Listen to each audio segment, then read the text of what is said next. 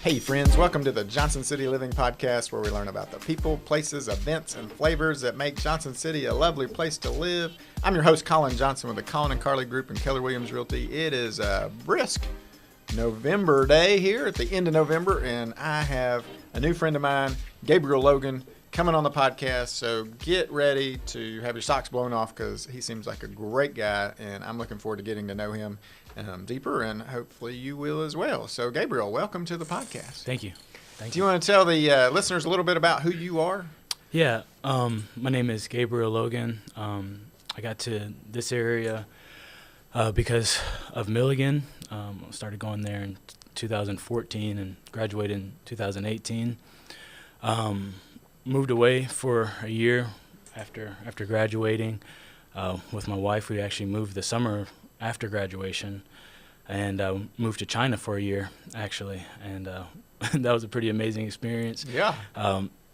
Thank God we were able to come back before all of the COVID and Corona stuff touched down. Right behind that. You're right in front of it. Yeah. Yeah, that was a great thing that we were able to get back. We were actually thinking about going back for another year, but the Lord had other plans. He had other plans. That's cool. So I think earlier you said you grew up in Morganton, North Carolina. I did, yeah. One of my good friends, Andrew Lipscomb, is from Morgan. Do you know Andrew? Yeah. Do you really? Yeah. I'm like, that's crazy. I So do. Anyway, he's one of my dear friends. We meet every week for a little prayer group. So. Yeah, that's funny. His mom texted my mom to get my number so him and I could meet up. I think he needed an extra player for his basketball team. Oh, yeah? So, That's cool. So, yeah, we all got connected That's awesome. that way. Well, I'll see him Thursday morning, so I'll have to tell him you said hi. Yeah. So, okay, Johnson City Living Podcast. What do you love about Johnson City? Why do you live here? I live here because, one, I've made a lot of friends here, and my family is here, other than in Morganton and the other places. But I think just upon graduating, there were so many people that were I was close to, and obviously it's beautiful to live here. Oh, man. I'm able to get around relatively easy. If I need to get here, it's not like I have to spend 50 years in traffic. I can get somewhere in 10, 15 minutes. So I really appreciate that. And I think really it's just the people, and, I've made some really close friends here. And I see that this place also has so much happening. I think. I mean, I think a lot of people in college were saying, "Hey, there's not enough to do here. There's not enough to do there." And Right. But I haven't found that. I found plenty to do. And I think you can go looking for things to do for sure, good and bad, right? Right. And so I think we have lots of good stuff you can do, and I think that's why we're growing. Yeah. Growing. All right, I've got a son who's a junior in high school. We're starting that whole college deal. How did you pick Milligan? Like, what was your thought process? Did you have some kind of like matrix with like 20 different schools, and you ruled them out because this one didn't have like tater tots or something? I don't know what it. Well, part of the reason, other than Milligan being a wonderful place to get an education, one of the things while I was searching for schools, something that my dad sort of instilled in me. Yeah, I love it. He'd always make us cut the grass in these diagonally, and it looks so beautiful. Man after my own heart. We always had the grass looking good at our house, here, and my dad made us cut it. So when I got on the Milligan campus and I saw, the landscaping looking so good, I was like, this is where I need to be. They got laser lines. Some of the other schools that I visited, I was like, what's wrong with you all's grass? Good thing you didn't drive by Furman, because their entrance, they have I saw that the other day when I drove by there. They have perfect stripes, and it's gorgeous. Yeah. And that wasn't the whole reason. I was also going to play some basketball, and the coach and so all these. So you played basketball for Milligan? Yeah, I played for 2 years, and so after that, the school really kind of looked after me because I knew my time of playing basketball was probably going to be coming to an end, and they really looked out and kind of was saying, hey, we want you to be able to stay at the school. I was involved in like some of the campus activities, and I was on the student government and things like that. So I think they just, I really appreciate them sort of saying, hey, we still want you at the school. We're going to take care of you even though you're not playing ball. Yeah, exactly. That's cool. Yeah, so I really appreciate that. Did you find your wife there? I did. Tell us a little bit about her. Yeah, my freshman year, I remember I said, Lord, help me. I'd like to find a wife. And and then I guess a few months later, I found my wife. Her name is Sue Ellen. And she's from this area. Okay, cool. So we started dating my freshman year and dated all through college. And right after that, we got engaged and got married. Probably 2 or 3 months after graduation, and then a month after that, we were off to China. Yeah, that's awesome. I tell my boys, pray about the Lord bringing you a wife, not right. like you trying to go find one. And I think if most people would pray like, okay, Lord, I want you to provide my husband, I want you to provide my wife, then like, it's not going to be as hard as it can be if you try and do it on your own means, for sure. And because he knows exactly who the right person is for you. So yeah, that's cool. Okay, so I'm going to push in. You graduated, got married, and you headed off to China. Yeah. There's a few other countries out there. Why did you pick China? Well, my senior year, some of the same group guys that I work with today, we had a internet business, and so a lot of our products, they were, made in China. They were made in China. Yeah, have the sticker exactly. on it. And so, I had some connections over there. That's cool. And my wife at the time, she for some reason was interested in learning China, and so she was taking some Chinese courses. Uh-huh. We were also talking about how we would like to go somewhere after we graduated, and so a program came to the school. I didn't even go to the program thing when they came. My wife did, and she came and told me all about it, or my then girlfriend. Yeah. And she came and told me all about it, and so I kind of kept it under wraps. I'm thinking about, all right, I could do this. I mean, I could go over here and work. I could go over there and move and all these different things. And I just, after a while, after praying, it just seemed like the right thing to do, and it definitely was. Yeah. We taught, our way in was we were teachers. Mm-hmm.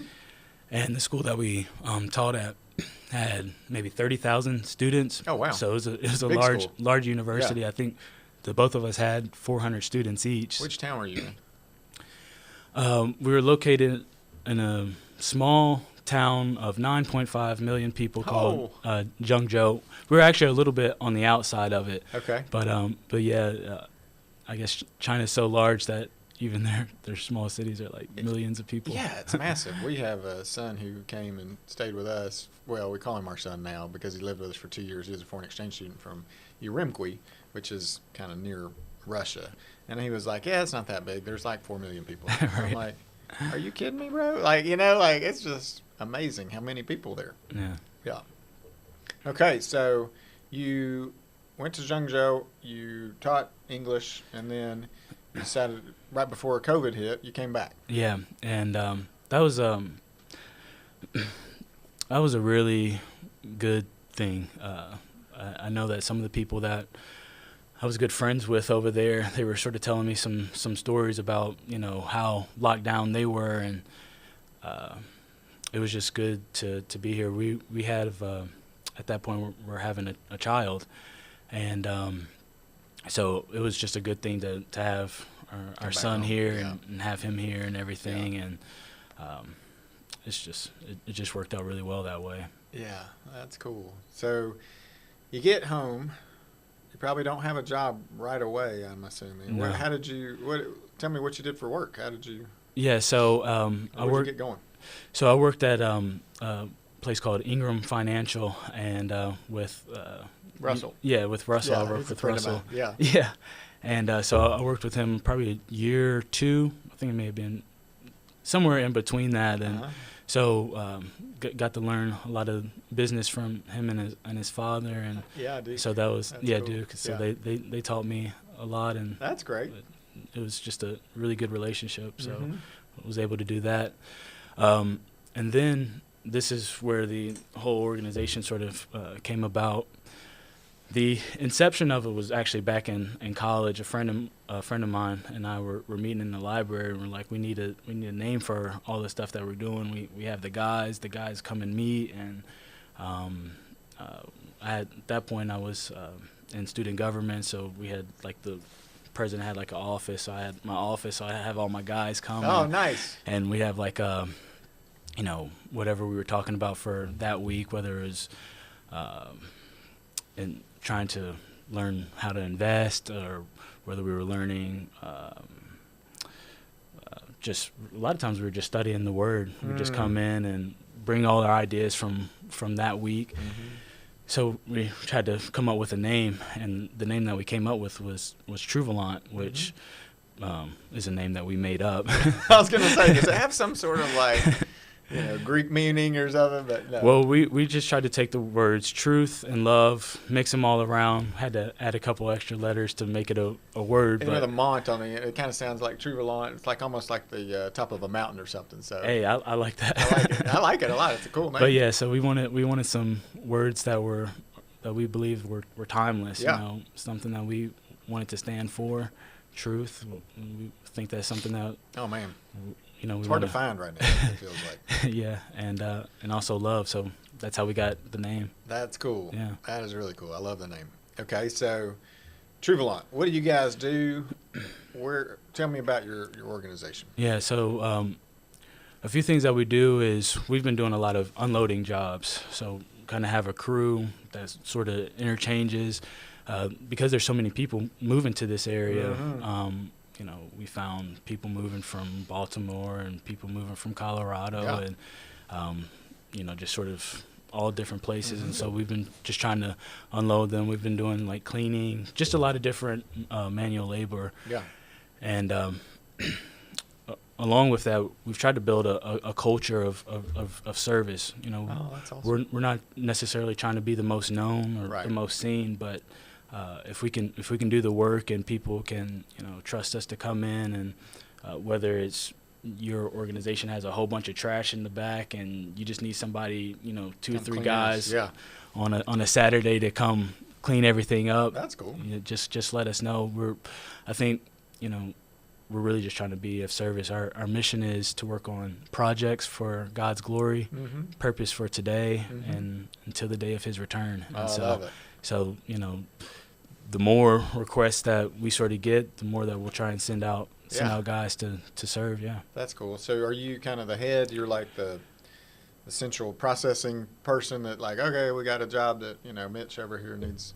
I am, but I do get a lot of good help, and I think that anytime that I've tried to do things on my own, it doesn't work as well as when I look for a lot of counsel and I find people that are well versed in a particular field, and I just try and gather as much I can from them, and just kind of go from there. So yeah, there's been a lot of help in every direction. Yeah, that's just wisdom right there. Yeah, what's the African proverb? If you want to go fast, go alone. If you want to go far, take somebody with you. So I think going far is where you want to go, and being able to impact more people, you're going to need a team, and so that's awesome. Yeah, same here. I can only do so much. My team helps me do way more than I could get done by myself, for sure. No doubt about it. Yeah.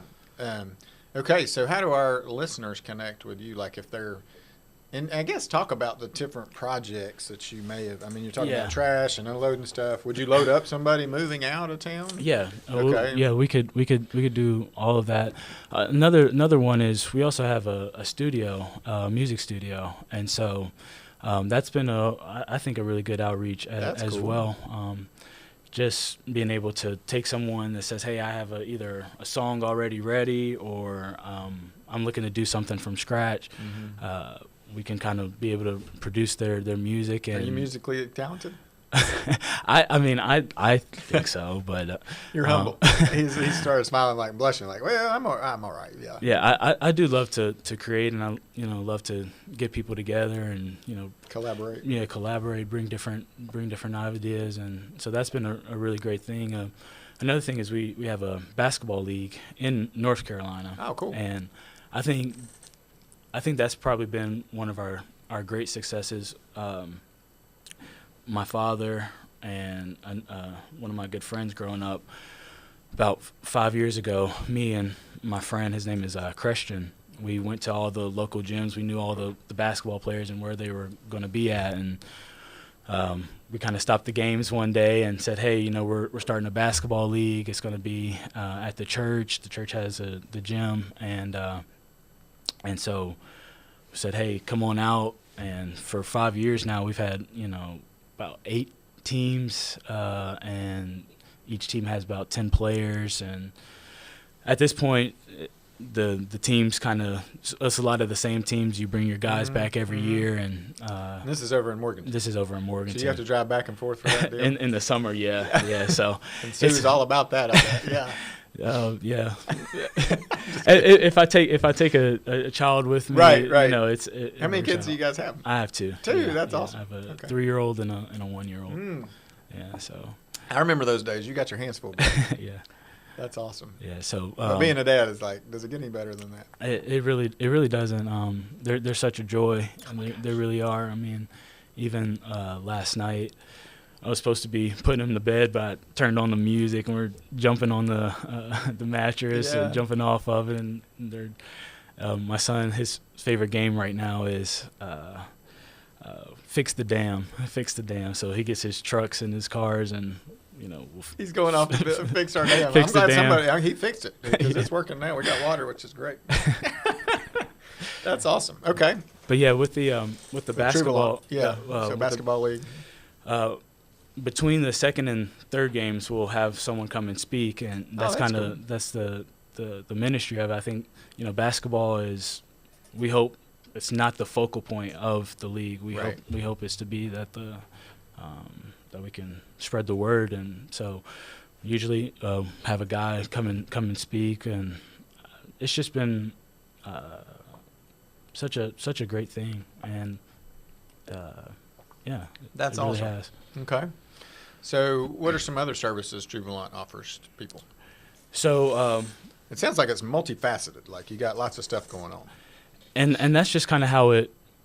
That's just kind of how it worked out. Yeah. I mean, I think we try to go from one thing, and then someone will say, "Hey, well, maybe you should think about this." And if it's within our wheelhouse, as far as something that we can do, then we'll do it. And how many guys are like part of Truvelont?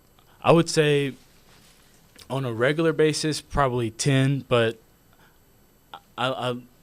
it's a ministry. Right. I think, and so the guys that I may have played basketball with in high school, these are some of my closest guys. So they're still in the loop, and people I went to college with, and so just really trying to foster this culture and this community that we're going to work on projects for God's glory.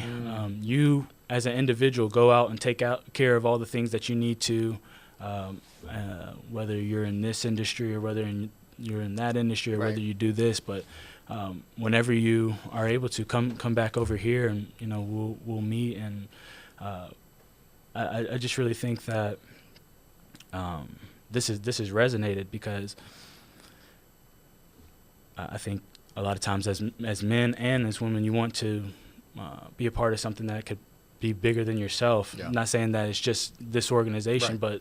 but just in general to say, hey, I'm going to put myself aside right. for a second. I know that I'm not going to get attention for this. I might not get a thank you, but hey, I'm willing to put myself into service for that time, and that's what we've been really trying to build. And there's no better feeling when you're done with that project, probably, and you see how you helped somebody and gave your life away. It just no doubt it's a wonderful feeling. To do. Yeah, I mean, we were created to give our lives away, just like Jesus did, right? And so, it is beautiful. It is. What do you see like the future of Truvelont? Like, what would you like if you could say a wish dream. I had a pastor who used to say that. Like, if you wish dream it, what does it look like? Are there, like, you franchise it out and you got one in almost every city that's out helping people and serving? Well, that would be a beautiful thing. And, you know, I could see that. But I think it starts with making sure that the work is being done, that there's good work being done, and just kind of going from there. Right. Not trying to do things just because, hey, you know, we could be there, we could be seen doing this, but rather, hey, we truly believe that we can do things for our Lord's glory, and at the end of the day, that's really what it comes down to. So, I'm not sure what he has in store, but I know that we've got a lot of work to do, and just sort of seeing. I'll give you an example. Myself and one of my closest guys, he was living in Knoxville at the time, and he got a roommate. This is after he had graduated, and his roommate had sort of come in, and he thought he was a real tough guy. And so when we first met him, he's telling all these tough guy stories, all the things that he's done in the past, and we kind of, not saying that it was us doing it, but maybe the Lord working through us, but we're saying, hey man, this is not what it is to be tough. You don't have to say all the things that you've done. You don't have to do all the things, but rather your toughness and your strength can be shown through when someone does hurt you or mess with you or get under your skin, how you react to that. Are you going to get all upset and be the tough guy and get kicked out of this or whatever it is? And over the time, we've just seen him like really change. Hey, I don't have to be this. I don't have to get angry. I don't have to get angry. I can show my resolve in a different way. Yeah.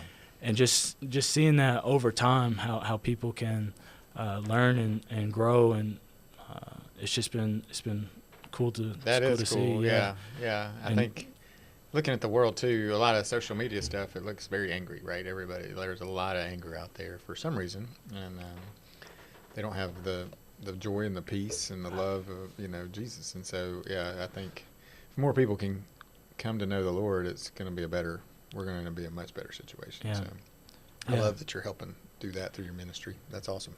Yeah. So I do believe that if you get to a place where you can't really be shaken or be moved, and you know who you are as a man, and know who you are as a man in Christ, there can be things thrown at you that you're not necessarily looking for and or wanting, but when you know that you have the peace of God on your side and His strength, you're able to really handle situations much differently, and for me, those situations have always come back and been more positive when I have trusted. Yeah. If you can come around somebody and love them to where they really get it, they're like, oh, this guy actually loves me. He's not against me. He's for me. Right. And you can build that relationship, and that's how you change the world right there. Who are some of the people that have influenced you over your lifetime that have been, you're like, this person really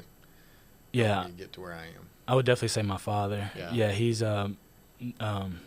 definitely number one in my book. Just sort of seeing how he's conducted himself and how consistent he's been. The man that he is in public is the same man that he is in private. Right.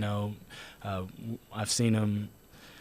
He's the same father that he may get award and someone say, hey, you're doing great, but then I call him and say, hey Dad, I have a soccer game. It's like a indoor rec league soccer game, and I'm kind of happy about it. I've just started playing soccer, and I want him to come see my playoff game. And he's the same dad that'll drive an hour and a half to with my mom to come see a rec game. So I really that really meant a lot. I have a lot of respect for him, just because his priorities are always in line, and Well, and for you to too say, "Hey, I'd like for you to be here." Yeah, I mean, having that relationship. And he also has 2 grandchildren here, so it's not that hard to. Like, I think I can make it. Are grandkids gonna be there? Okay. Yeah, it's not that hard to pull them that way. And then another person would be my father-in-law. Okay. He's actually a pastor in this area, Nice. named Mark Herod. Yes. In Trinity Trinity, Baptist. Yeah. So, and just sort of seeing how he's handled himself. His daughter, my sister-in-law, Emma. Yeah, Emma. She got really sick. I believe it was 2015 or 16. Sorry, I can't really remember which one, but about that time. And it was really a really heavy situation on the family. I'm, sort of new. I'm not even really a part of the family, not married or anything. I'm just, dating his daughter in like such a crucial time, and just seeing how they've been able to be as a family, and even at the darkest times, stay together, stay close, and under his leadership, and it is really something that inspired me and remarkable. Yeah. Yeah. We know about that situation through Providence. Our son's gone to Providence for quite a while. So hopefully, anyway. Okay, so anything that you're thinking about doing besides, so like what's your day job? Because it sounds like a lot of these projects are kind of like, okay, you've got a day job, this guy's got a day job, and we get together after that or on the weekends to kind of help and volunteer. Is that? Well, mostly the unloading. Yeah, that's what we've been doing. That's the main gig. That's the main, okay, yeah, cool. Just because there's been so many people. There's so many people doing it. Yeah, moving to this area, so we've been able to. We're number really, 1 in the country. Yeah, we've been really able to step into that. It's good having strong friends, and so we were just sort of thinking, hey, so a lot of the guys come from college, so they're not working. They're not able to really work 40 hours a week, but hey, I can do this at this time, right? And just sort of building that group, that network of guys. So that's been really the big thing, and then that we've been doing. Yeah. That's cool. Okay, so let's say our listeners need you to help them unload. How are they going to connect with you? They can connect either by my phone or email. Either one of those. Either one of those. Yeah. You want to give that out, or? Probably not, but but you could also check our we have a YouTube where we here we go. Yeah, that we really post on. What's the YouTube channel? The YouTube is Truvelont. Truvelont. Yeah, so it's going to be a compilation of different things that we've done, just sort of letting people know some of the music that the artists have come into the studio, so we kind of post that on there, and all that kind of stuff. Yeah, that's awesome. Well, Mitch will put that in the show notes for you as well. And so if you want to connect with Mr. Logan, we would love for you to touch base with him and help yours get unloaded. But if you're moving here, obviously I'd love to connect with you ahead of time, and he'll unload you when we find you a house here. So, what is your favorite thing about Christmas? My favorite thing about Christmas, I like being at home and having my family around. It's a cold evening. We're all inside. Might be some candles and got some good food, and we're just kind of burrowed in there, and I love it. Just all together. That's what I look for. I mean, I just like being together as a family. Yeah, and your kids are still in that wonderment stage where they're like, "Oh, Christmas," and they're like super excited. Which I think I'm still there too. That's my favorite. We love some Christmas. So, what gets you fired up? What gets me fired up is our mission. Yeah. Projects for God's glory, purpose for today and until the day of his return. I love it. Every time I say that, I get fired up. I can tell right now. I wish the listeners could see you because he's like, let's go. Because what a great opportunity that we have, not just our organization, but just being here on earth right now with all the things going on. And I try not to get too swayed about this happening in the world or this happening in the world, but rather understanding that some things that are really big in the news, they might be gone in 2 weeks, but if you stay on your mission, stay on your purpose, you just keep on going, and it's really been amazing. You know, you try and serve someone. They might say, hey, you should go over here, you should talk to these people, and it just kind of keeps on unfurling, and that's I think just trusting the Lord to say, hey, all right, go here, have some discernment about which projects that you do choose. Sure. Because you can't do it all, and so it's also great to have good people around you. One thing that we try and do is have some of the younger guys that are coming up meet with older guys, or mentoring relationship. Yeah, and whether you're in college and someone is 65, or whether someone is 35 and they're doing really well in their industry, and someone else is coming up. Maybe you should talk to them a little bit to kind of be able to get back on track, or see what you would need to do, and so these are things that really get me fired up, because I do see that there's a great work out there, and just trying to remain consistent, like the people like my father and my father-in-law, they've been consistent. They've shown that. When you are consistent, good things can happen, and good things can happen to those around you. Yeah. And so we really just want to keep on going that way. Yeah. Yeah, that's awesome. Yeah. Well, thank you for sharing. Is there anything I didn't ask you that you wish I had? Anything else you want to share before we jump off of here? No. Just. If anyone does want to connect or find out more, or come in, we have an office actually 2 minutes walking from here, right above Founders Park. Yeah. If you go next to Baldwin Cafe, we're over there, and so that's where we keep all of our equipment. And like, there's a few families there that kind of facing a little bit of some hard time, so we're allowing them. There are a lot of tough situations over that direction. Yeah, we're allowing them to store some things over there, and but that's kind of where I conduct this operation from. Okay, cool. Have the guys come and everything. Yeah. So what's your address over there? 232 South Commerce. So if anyone ever sees the gate open, that means we're in there. We're in there. Come on by and say hi. You're more than welcome to come in. Yeah, you won't be disappointed when you meet this guy. He's awesome. So, well, thank you. Yeah, thank you. Thank you so much for coming on the podcast. I enjoyed our conversation, and I hope you guys have as well. And so if you're looking to connect and move here, I'm Colin Johnson with the Colin and Carly Group. I would love to help you find a house here. We'll get Gabriel and his crew to help unload your truck. So if you're driving from California, which we're getting tons of people coming from, or New York or Florida, I mean, they're coming from everywhere. Yeah, from everywhere. And so you don't have to have movers. He'll save you some money, because you don't have to have the movers ride with them, and he'll unload you here. So, or if you're interested in building wealth in real estate, we love to help people with that, with turnkey rentals or investment properties and property management. So thank you so much. Until next time, I hope you guys get ready for Christmas, because it's coming, and have a great day.